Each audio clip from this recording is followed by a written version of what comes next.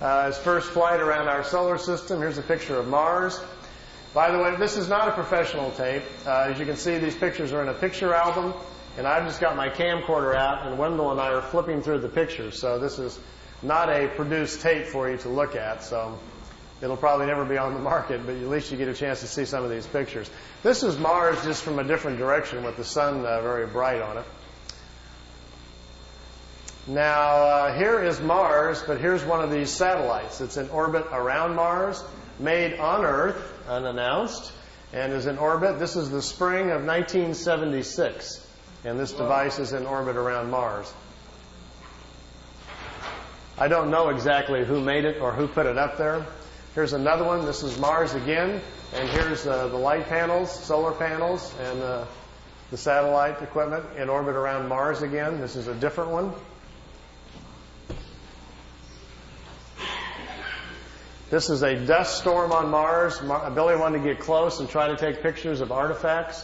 You've all heard about some of the Sedona Plaza on Mars, about the face on Mars that Richard Hoagland and other people have been looking into. Billy published a paper back in the 70s talking about that. There was a race of people lived on Mars. They had a terrible catastrophe about 186,000 years back. At the time, there was about 40 million people killed on Mars, and they're all gone now, of course. So there were societies there, and we will find quite a few remains of their civilization once we get up there. Here he's on board one of their large motherships. This is the side or the edge of a saucer that was parked inside as he was walking by it. Here's Jupiter. Here's the mothership in orbit. They're flying into it to go aboard. It was 17 miles high and about 10 miles in diameter. He spent 3 days on it. They went to different places in our galaxy to show him around. This was the craft that was right in front of him as they were flying into it. He took a picture of that one. Here, again, is back at Mars. These aren't in any particular order. Here's another object in orbit around Mars. And look, here's an American flag on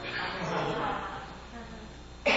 So there's a couple of things that they put up there that the military's put up that we don't know about. This is a picture of Billy in a suit. He's on a prehistoric planet to see the dinosaurs. He's got a breathing apparatus on. This is a Pleiadian man, and they've stepped outside of the ship so he can see the animal life on this prehistoric world. Got his picture taken, too. That's pretty good. This jumps back here to, remember the Apollo-Soyuz hookup, us and the Russians back in 76? Billy asked him if he could go up and watch it. They said, okay. They took him up. There's several pictures here of the Apollo-Soyuz hooking up with Earth in the background. Some of the wildest pictures he's got. I mean, just look at the vantage point. The planet's in the background. How else would you get this picture unless you were up there at that particular vantage point? Not a lot of people have that in their photo albums, you know. You can imagine the people at NASA would crack up, you know. They'd probably find it a little hard to believe at first, but they don't have pictures like this. Here it is when it's just hooked up. There's Earth in the background, and here's the two capsules coming together. This is the top of the mothership. There's windows, but there was nobody in the windows as they came into it. We really missed out here. Billy shot, he said, 3 or 4 rolls of film inside the mothership, talking to people and going up and down the halls and so forth.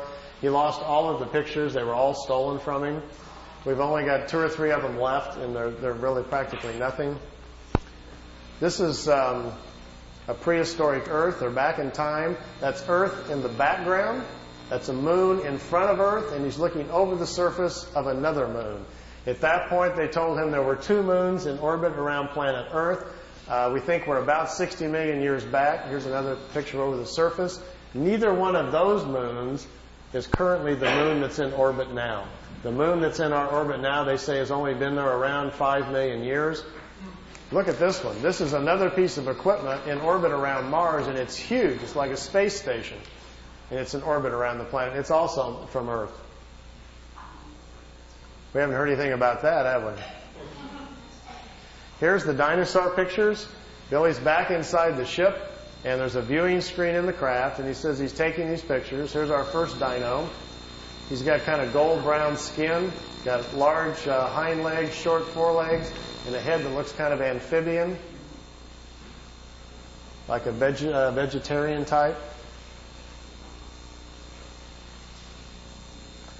Here's the second one. There's a bird here apparently dropping some food or something. Is that Charles? Charles dropped his food. This one's pretty hard to see. Here's the head of some sort of creature crashing through some bushes here. It's hard to tell. I know it's probably hard to see these anyway from back there, but just the idea that someone could actually go back in time just really gets my brain going. There's a bird. There's his eyes, some pretty nasty looking teeth. And the last picture after this one is the strangest of all. It's a plant that has an insect head. Billy calls it a plantum.